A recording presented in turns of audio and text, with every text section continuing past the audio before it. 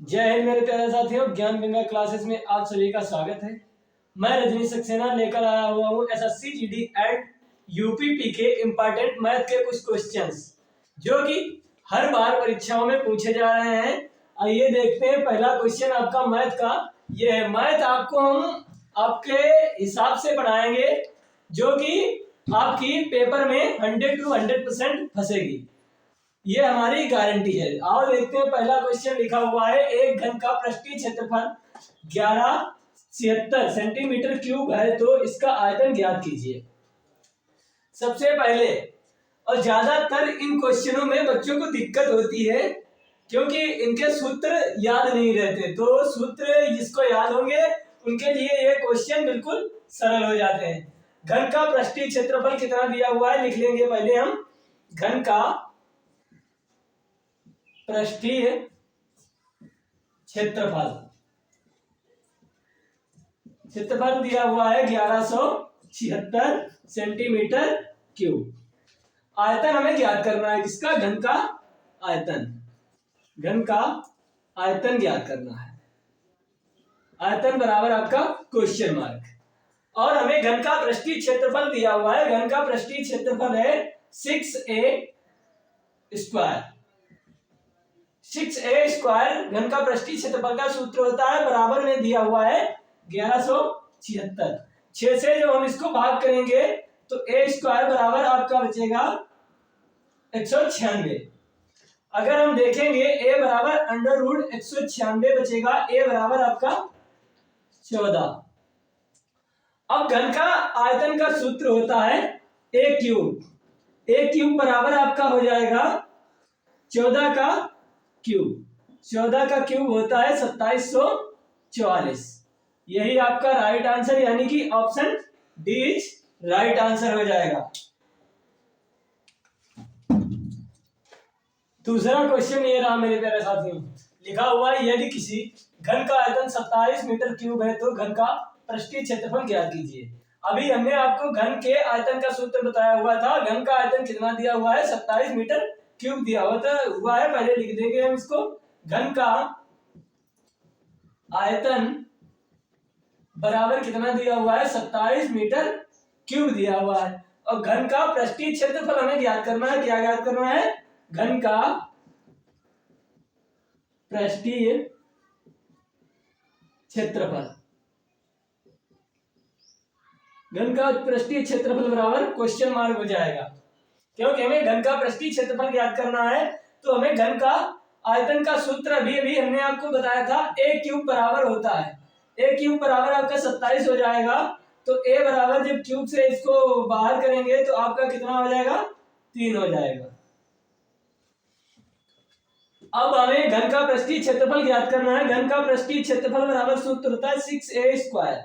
तो 6 गुणे 3 का स्क्वायर, 6 गुणे 3 3 आपका 9 हो जाएगा, 9 छंग आपका हो जाएगा 54। देख लेते हैं। 54 आपका answer number C right answer हो जाएगा। तीसरा क्वेश्चन ये रहा मेरे प्यारे साथियों, लिखा हुआ है यदि किसी घन का कुल पृष्ठीय क्षेत्रफल 96 सेंटीमीटर स्क्वायर है तो घन का आयतन ज्ञात कीजिए। अभी हमने आपको बताया था घन का कुल पृष्ठीय क्षेत्रफल। तो सबसे पहले जो दिया हुआ है हम उसको लिख लेते हैं। घन का कुल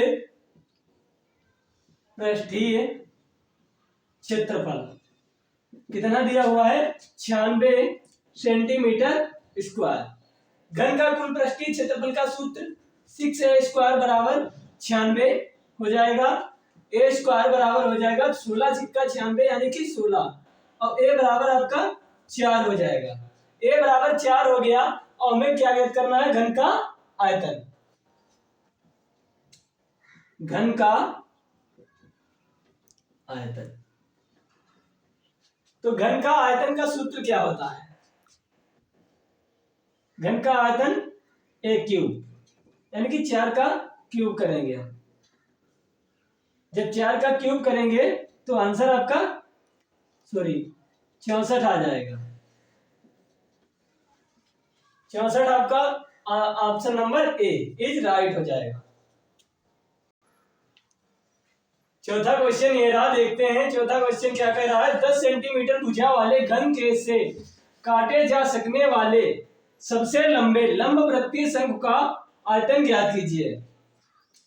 तो भुजा कितनी है, सबसे पहले इसमें भुजा दी है, भुजा नोट करनी है हमें कितनी, 10 सेंटीमीटर।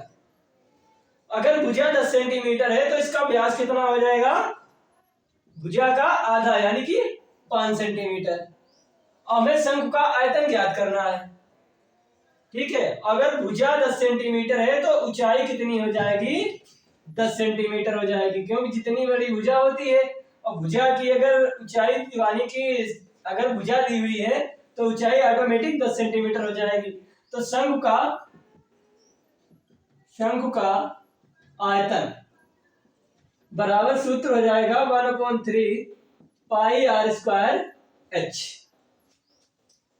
सॉरी, ये भुजा दी हुई है, ये आपकी त्रिज्या हो जाएगी, त्रिज्या। अब देखते हैं इसमें रखेंगे तो 1/3 पाई ऐसे ही रखेंगे क्योंकि पाई आंसर में दिखा रहा है, और फिर 5 का स्क्वायर करेंगे गुणे 10। 1/3 गुणे पाई गुणे 25 गुणे 10, ये आपका 25 और 10 की गुणा हो जाएगी 250, यानी कि 250/3। अब 250/3 देखते हैं कौन सा ऑप्शन आ रहा है, 250/3 ऑप्शन ए करेक्ट हो जाएगा। पांचवा क्वेश्चन ये रहा आपका, पहले साथियों लिखा हुआ है एक घन के विकर्ण की लंबाई 8√3 सेंटीमीटर है तो घन का आयतन ज्ञात कीजिए। तो घन का विकर्ण पहले हमें दिया हुआ है, घन का विकर्ण, घन का विकर्ण दिया हुआ है 8√3। तो घन का विकर्ण का सूत्र होता है a√3 बराबर 8√3। तो a बराबर आपका 8, यानी कि भुजा बराबर आपकी 8 हो गई, रूट से रूट आपका कैंसिल हो जाएगा। फिर हमें क्या ज्ञात करना है, घन का आयतन।